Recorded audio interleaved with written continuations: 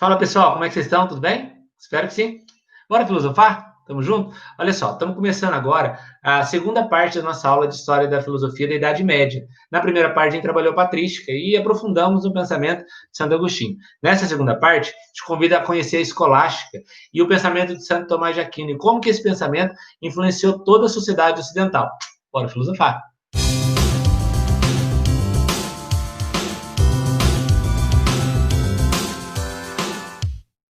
Então, pessoal, nessa aula eu vou dividir ela em três partes. Essa primeira parte, eu vou contextualizar com vocês o que é a Baixa Idade Média, o porquê do nome escolástica, e vou colocar Santo Tomás de Aquino na nossa conversa. E, principalmente, eu vou trazer Aristóteles. Por que Aristóteles influencia tanto no pensamento tomista? Tá? Depois, na segunda parte, eu quero começar com vocês uma conversa sobre a Suma Teológica, a grande obra de Santo Tomás de Aquino. E dentro da Suma Teológica, eu vou dividir em duas partes. Primeiro, eu vou falar do Tratado da Justiça e das Leis, entendendo o que é política para Santo Tomás de Aquino. Depois, no vídeo 3, eu vou fazer a segunda parte da Suma Teológica, quando eu vou trabalhar o Tratado das Virtudes. E lá, a gente vai entender como Santo Tomás de Aquino defende o conceito de ética. O que é ética para ele? Então, vão ser 3 aulas que ficaram bem bacanas. Essa primeira, então, a gente vai entender todo o contexto da Baixa Idade Média, quem é Santo Tomás de Aquino e a influência que Aristóteles tem nesse pensamento. Vamos para a aula? Bom, então vamos lá. Escolástica, Baixa Idade Média, e Santo Tomás de Aquino é a grande referência desse movimento, tá? E vamos só entender em que contexto ele aparece. Baixa Idade Média. Santo Tomás de Aquino, ele não... Ele tem uma história um pouco diferente de Agostinho. Agostinho, ele tem uma conversão no decorrer da vida. Agostinho nasce em 354, se converte em 386. Tomás de Aquino não. Tomás de Aquino ele já nasce num berço religioso. Ele desde criança já tem o desejo de entrar para uma congregação religiosa, para uma ordem religiosa. Ele nasce em 1225, morre em 1274. E é legal essa ideia, sabe por quê, gente? A gente tem a falsa ideia de achar que o próximo filósofo ele veio imediatamente após o seu anterior. Então morreu Agostinho, veio Tomás de Aquino. Não. Gente, a diferença de tempo entre Agostinho e Tomás de Aquino são 800 anos. 800 anos. É como se Tomás de Aquino tivesse...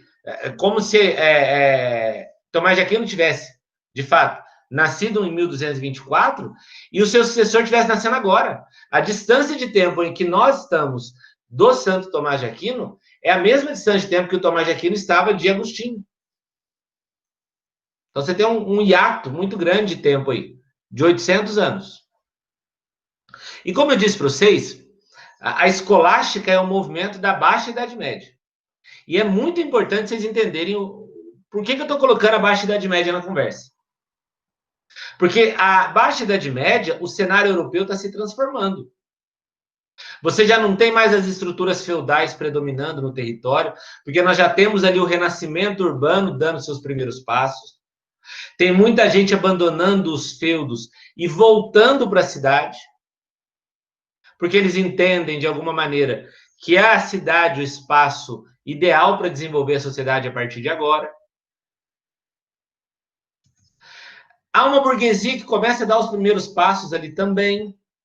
Existe uma burguesia que começa ali a trazer de novo as relações comerciais. Lembra que numa estrutura feudal as relações de troca predominam nas relações sociais?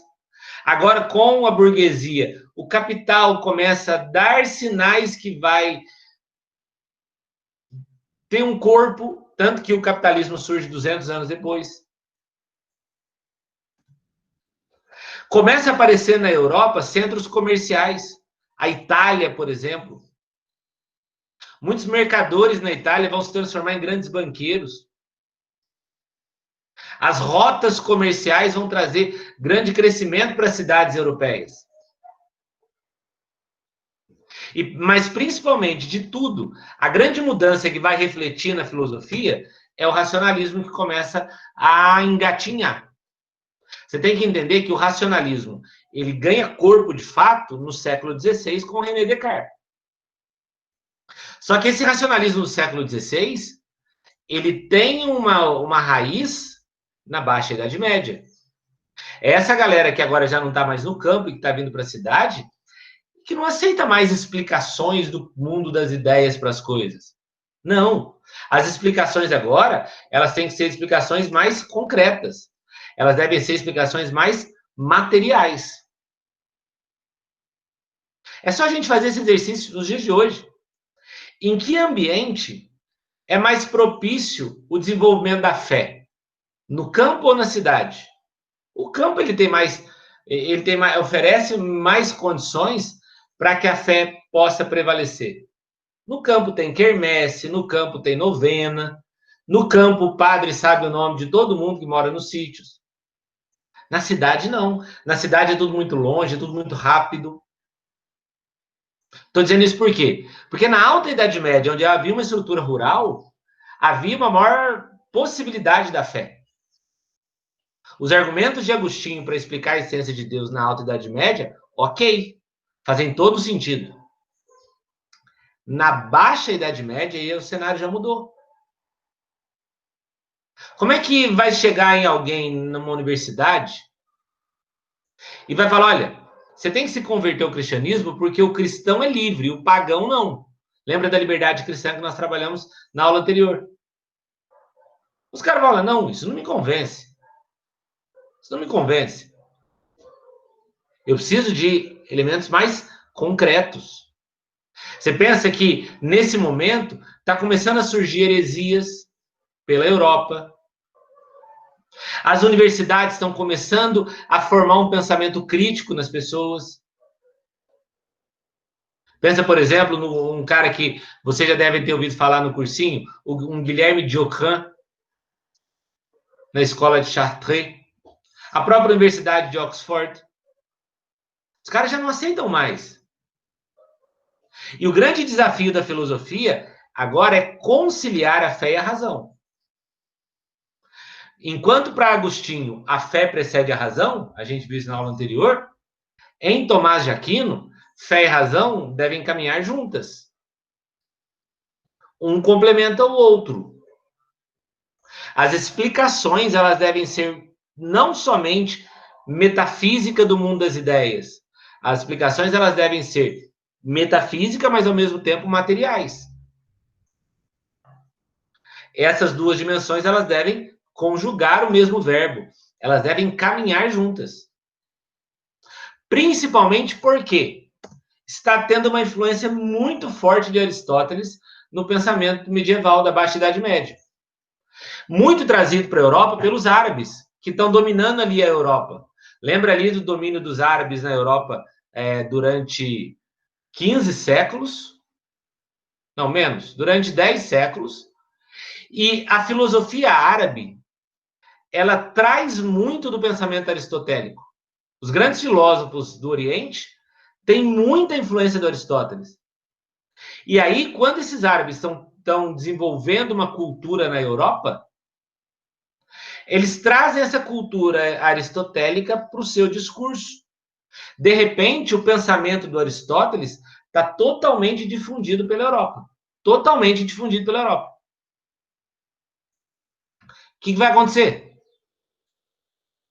O Papa vai olhar para o clero e vai perceber quem que é o cara que pode adaptar o pensamento do Aristóteles para o cristianismo. E pode trazer uma leitura aristotélica para uma leitura cristã. Ah, tem um cara, o Tomás de Aquino. Então chama ele.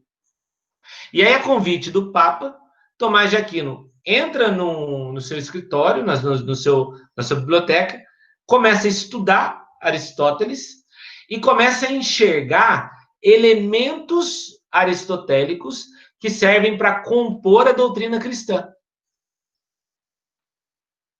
Quando você pega, por exemplo, o Catecismo da Igreja Católica, que é depois da Bíblia, o livro mais importante do catolicismo, porque lá está todos os dogmas e doutrinas da igreja. Muita coisa que está no Catecismo da Igreja Católica tem sua raiz no Aristóteles. Muita coisa. Por quê? Porque ela tem raiz em Santo Tomás de Aquino, que é o doutor comum da igreja. Então, o que Tomás de Aquino faz? Ele, vendo essa influência que Aristóteles tem sobre a sociedade europeia, ele vai trazer elementos do pensamento aristotélico para o cristianismo. Para quê? Para que ele possa chegar na concepção de Deus de uma forma concreta e material. Ele vai promover uma cristianização das ideias de Aristóteles. Ele vai cristianizar Aristóteles na Suma Teológica, esse livrinho que está aqui atrás de mim, ou esses livrinhos que estão aqui atrás de mim. O que ele vai fazer? Olha que genial. Ele vai falar, olha, eu tenho que encontrar em Aristóteles elementos que me fazem chegar em Deus. Esse é o grande desafio. Encontrar citações, ideias, conceitos, elementos aristotélicos que se encaixam com a doutrina cristã, para que racionalmente a doutrina seja alicerçada para se chegar à fé. E aí, Santo Tomás de Aquino ele encontra 3 ideias fundamentais no pensamento aristotélico que fazem o homem chegar em Deus. A primeira delas é o princípio do primeiro motor, que está lá naquela parte da metafísica do Aristóteles, que a gente trabalhou na aula sobre Aristóteles. O que o Aristóteles disse na sua metafísica? Olha, todas as coisas no universo foram movidas por uma causa anterior. Todas as coisas do universo foram movidas por uma causa anterior. Porém, existe algo que moveu todas as coisas e ele em si não foi movido. Isso Aristóteles disse. E o Aristóteles dá a esse ser o nome de motor imóvel, ou primeiro motor. O que Tomás de Aquino faz? Ele fala, cara, é isso aí? É verdade. Existe sim uma primeira causa para todas as coisas. Essa primeira causa moveu tudo e não foi movido. Só que essa causa tem um nome. Essa causa é Deus. Deus é, para Santo Tomás de Aquino, o motor imóvel de Aristóteles. Só que qual é a diferença dos dois? O motor imóvel, atentos ao que eu estou dizendo, o motor imóvel ele é resultado de uma intuição. Aristóteles intuiu a existência desse motor imóvel. Deus, em Santo Tomás de Aquino, é resultado de uma revelação. Jesus Cristo revela Deus. Faz Deus ser conhecido.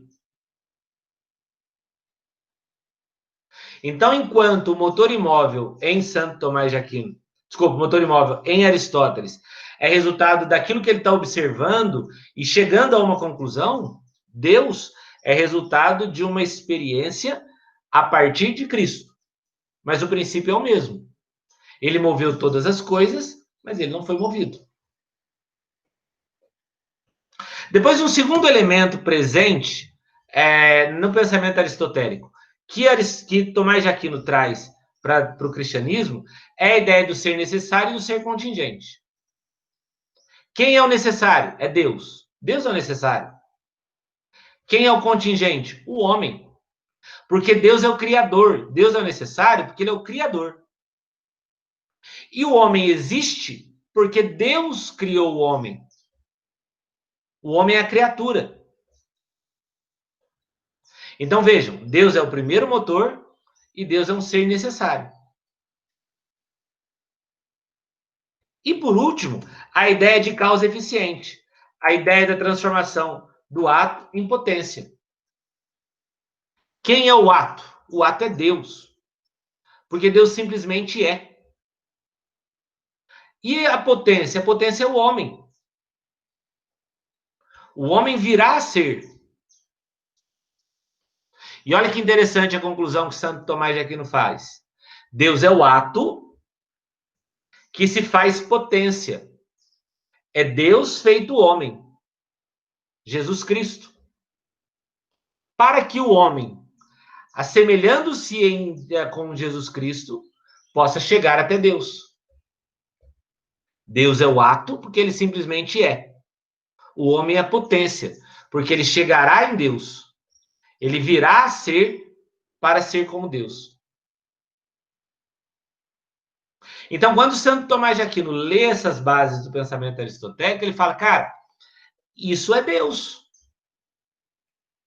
Percebam comigo que isso, gente, é muito mais concreto e material do que o pensamento de Santo Agostinho. A ideia da reminiscência de Santo Agostinho, a doutrina da iluminação divina, os argumentos que servem para chegar na essência de Deus, em Agostinho, são totalmente do mundo das ideias, porque ele é influenciado por Platão. Santo Tomás de Aquino, não. Esses argumentos eles são muito mais concretos e sólidos. Por quê? Por conta do público com quem Santo Tomás de Aquino está discutindo. Existe ali um conhecimento que já não está mais concentrado na mão da igreja. Então, elementos mais concretos, mais materiais. E aí, Tomás de Aquino ele vai chegar na teoria das causas de Aristóteles. E ele vai provar a existência de Deus por meio da teoria das causas. Lembra da aula de Aristóteles? Que Aristóteles falou que toda substância possui 4 causas. Causa material, causa formal, causa eficiente, causa final. Toda substância possui em si 4 causas. Material, formal, eficiente, final. Deus, ele existe porque ele possui essas 4 causas. Ou, se ele não possui, deixa eu só arrumar. Não que ele possui. Deus existe porque ele revela essas 4 causas. Se você escreveu possui, dá uma riscadinha.